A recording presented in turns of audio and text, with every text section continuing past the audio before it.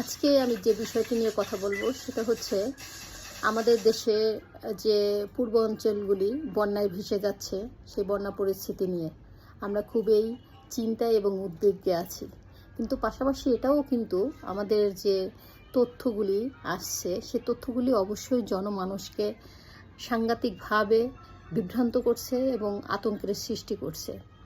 এখানে ভারত এবং বাংলাদেশের যে বন্যা পরিস্থিতি সেটা হলো ভারতের ত্রিপুরা রাজ্যেও কিন্তু বন্যার সাংঘাতিকভাবে মানুষ বিপদগ্রস্ত হয়ে গেছে। এই বিপদগ্রস্তের ভিতরে তাদের এটা একটা প্রাকৃতিক ডিজাস্টার বলা যেতে পারে। এই ভারত এবং বাংলাদেশের যে স্থল সীমা আসে সেই স্থল সীমার রেখাটা এমনভাবে সংযুক্ত যেটা হচ্ছে ভারতে যদি কিছু হয়ে থাকে প্রাকৃতিকভাবে সেটা অটোমেটিক্যালি বাংলাদেশে সেই ইফেক্টটা পড়ে থাকে। এই দুর্যোগময় সময়ে আমরা সবাই যার যার জায়গা থেকে সত্য তথ্য দিয়ে জনমানবকে আরও মানসিকভাবে সচল রাখা এবং সচেষ্ট রাখার আমরা চেষ্টা করব। কিন্তু আমরা দেখছি বিভিন্ন মিডিয়াতে আমরা সেটা না করে কিছু মানুষ এটাকে পুঁজি করে রাজনীতি করছে এবং দুই দেশের মধ্যে সম্প্রীতি বন্ধুত্ব নষ্ট করার জন্য একে অপরের উপরে উঠে পড়ে লেগেছে। আমরা একটু আমাদের ভৌগোলিক অবস্থার দিক থেকে আমরা প্রথমেই একটু দেখতে চাই যে আসলে বাংলাদেশ এবং ভারতের যে অবস্থানগত ভৌগোলিক সীমারেখাটা কেমন। বাংলাদেশ এবং ভারতের স্থল সীমারেখাটি 4156 কিলোমিটার দীর্ঘ। আন্তর্জাতিক সীমানা ভাগাভাগি করে এটা বিশ্বের 5ম দীর্ঘতম ভূমি সীমারেখা, যার মধ্যে আছে আসাম 262 কিলোমিটার, ত্রিপুরা আছে 856 কিলোমিটার, মিজোরাম আছে 180 কিলোমিটার, মেঘালয় আছে 443 কিলোমিটার এবং পশ্চিমবঙ্গ যেটা আছে সবচেয়ে বড় সেটা হলো 2217 কিলোমিটার। এখানে আমরা জানি যে আসাম যে রাজ্যটি ত্রিপুরা যে রাজ্যটি আছে সেটা হলো 856 কিলোমিটার। এই ত্রিপুরা রাজ্যের ভিতর দিয়ে প্রবাহিত হওয়া নদীটি বাংলাদেশের ব্রাহ্মণবাড়িয়া, মৌলভীবাজার, ফেনী এবং সিলেটে প্রবেশ করেছে এবং এই প্রবেশ দ্বারটা হচ্ছে ডুমুর যে আমাদের যে জল বিদ্যুৎ প্রকল্প বাঁধটি আছে সেই বাঁধটি দিয়ে কিন্তু এটা আবদ্ধ করা।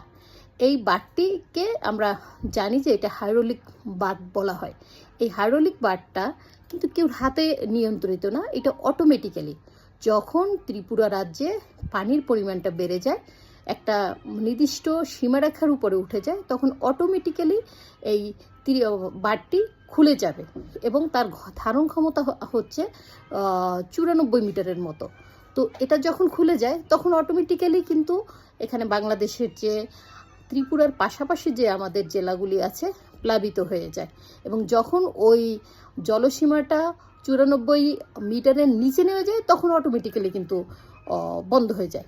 কিন্তু এখানে কিন্তু কেউর হাত নেই। কিন্তু এটা নিয়ে আমরা যেভাবে রাজনীতি করছি আসলে এটা খুবই দুঃখজনক। এটা আসলেই আমাদের কাম্য নয়। গত 3 দশকের এরকম বন্যা হয়নি ত্রিপুরাতেও। তথ্য অনুযায়ী 1993 সালে 21শে অগাস্ট ত্রিপুরা কিন্তু এই বন্যাটা হয়েছিল, রেকর্ড পরিমাণ সেটা হচ্ছে 247 কিলোমিটারের মতো বৃষ্টি হয়েছিল।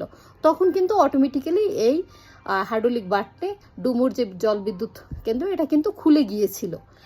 আবার এতদিন পরে সেই 1993 সনের পরে এখন আবার 2024 সনে এই পুনরাবৃত্তিটা হলো।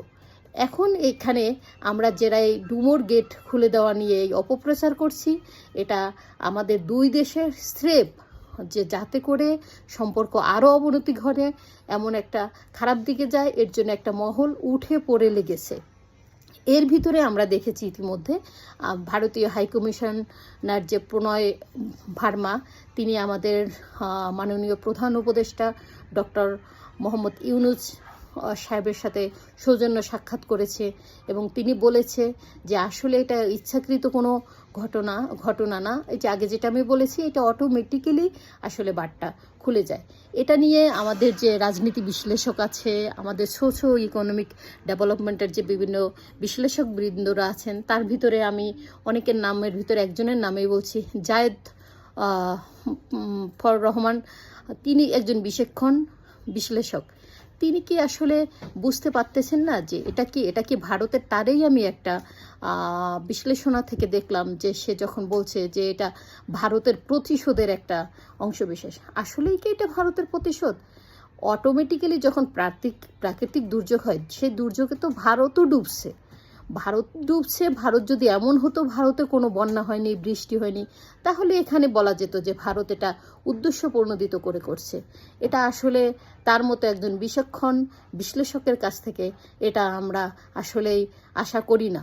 এখন আমাদের সময় হচ্ছে সদা সত্য কথা বলে, সত্য তথ্য দিয়ে মানুষকে আরও যাতে সামনে এগিয়ে নিতে পারে। সেটা না করে আমরা যদি একে অপরের উপর দোষ চাপিয়ে দেই, এটা তো আসলে সমুচিত নয়। আর যেটা হয়েছে, অনেকেই তার ভিডিওটা আরও আমি দেখেছি বা অনেকেই বলছে যে আসলে তারা তো আগে আমাদেরকে জানিয়ে দিতে পারতো। এখন আমরা অন্যদের উপর দোষ না দেখে আমরা কতটুকু সচেতন ছিলাম সেটাও তো আমাদেরকে আসলে বুঝতে হবে, তাই না? সেটা কিন্তু আমরা দেখি না। আগে তো আমার দোষটা দেখতে হবে, আমার কি করণীয় সেটা দেখতে হবে। যেরকম আমাদের আরেকজন উপদেষ্টা, তথ্য সম্প্রসারণ মন্ত্রণালয়ের মাননীয় উপদেষ্টা মোহাম্মদ নাহিদ ইসলাম বললেন যে এটা সে রীতিমতো ভারতকে থ্রেটই করেছে। তারা জেড জেনারেশন, ঠিক আছে, তার মানে কি তারা সব জানবে, তারা সব করবে? এটা তো হতে পারে না।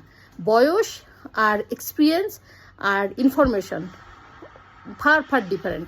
তথ্যগত সমৃদ্ধ হওয়া আর আপনার এক্সপিরিয়েন্সের কাছে কিন্তু কোনো মিল নেই। সো তারপরেও সে আমাদের অনেক ছোট, আমিও ঢাকা ইউনিভার্সিটিতে পড়েছি, তার কাছে আমি বিনীতভাবে বলবো যে আসলে এভাবে না। তারা যেহেতু একটা গুরুত্বপূর্ণ জায়গা আছে, তারা সেই গুরুত্বপূর্ণ জায়গা থেকে তো এভাবে থ্রেট করে বা এভাবে কথা বলতে পারে। এতে হবে কি?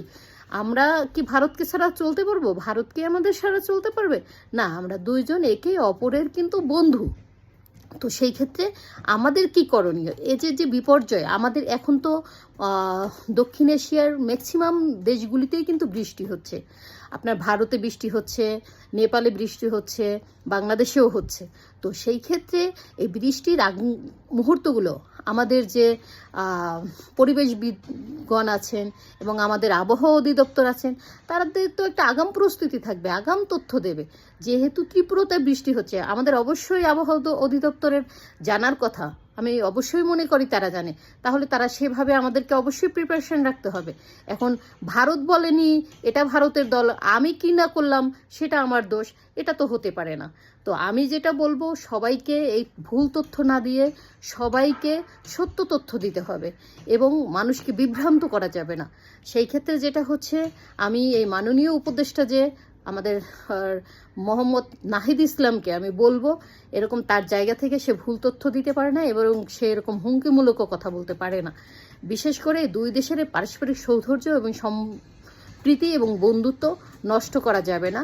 আমরা একে অপরের পরিপূরক, সবাই মিলেমিশে বাকি সময়গুলো যাতে দেশকে সুন্দরভাবে এগিয়ে নিয়ে যেতে পারবো। সবাইকে ধন্যবাদ।